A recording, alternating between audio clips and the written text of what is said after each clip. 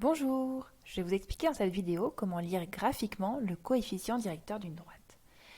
Alors, avant de me lancer, je vais vous faire un petit rappel sur les droites. Il y a deux types de droites. Les droites qui ont une équation du type x égale une constante, comme x égale 2, x égale moins 7, x égale pi.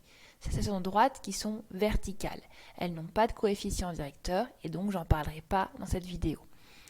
Il y a ensuite celles qui ont une équation réduite du type y égale mx plus p.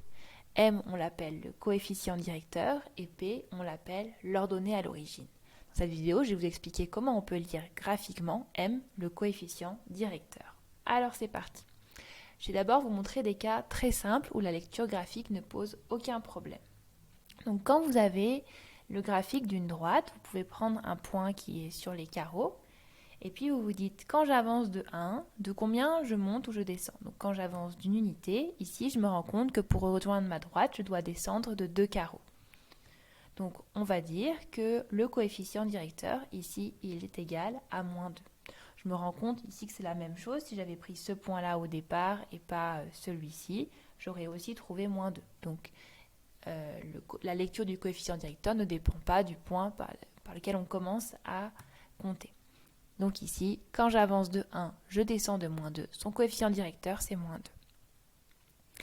Ici, donc j'ai une autre droite, donc je prends un point qui est sur la droite, par exemple celui-ci. Puis je me dis j'avance d'une unité et je regarde de combien je monte ou je descends pour rejoindre ma droite. Je me rends compte qu'il faut monter de 3. Et donc mon coefficient directeur ici, c'est 3. Donc finalement, le coefficient directeur, il correspond à la pente. On peut déjà se rendre compte que quand il est strictement positif, notre droite, elle est croissante, elle monte, et quand il est négatif, la droite est décroissante. Alors il y a un cas très particulier où la droite est horizontale.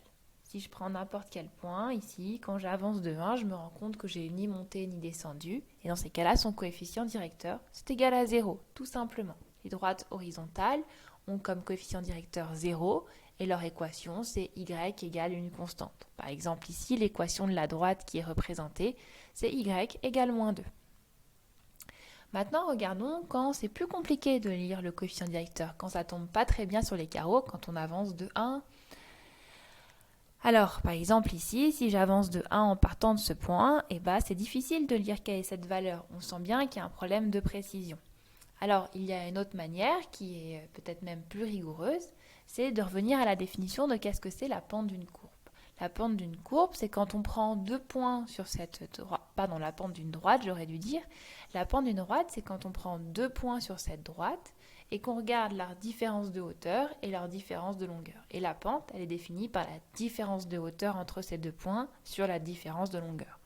Bon, pour parler plus simplement, moi j'ai envie de vous dire, c'est la hauteur sur la longueur, mais on retient que dans mon h, dans ma hauteur, ça peut être positif ou négatif. On dit que c'est une hauteur algébrique, c'est-à-dire si j'ai monté, ça va être du plus, si j'ai descendu, ça va être du moins.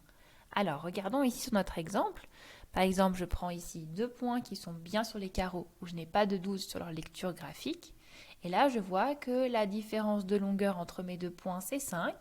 Et la différence de hauteur, c'est 1. Donc ici, c'est positif.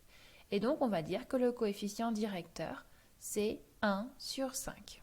Voilà. Donc, quand vous n'arrivez pas à lire facilement avec la méthode, quand j'avance de 1, de combien je monte ou je descends, utilisez la méthode avec h sur L. On sait que h, c'est une hauteur algébrique divisée par la longueur.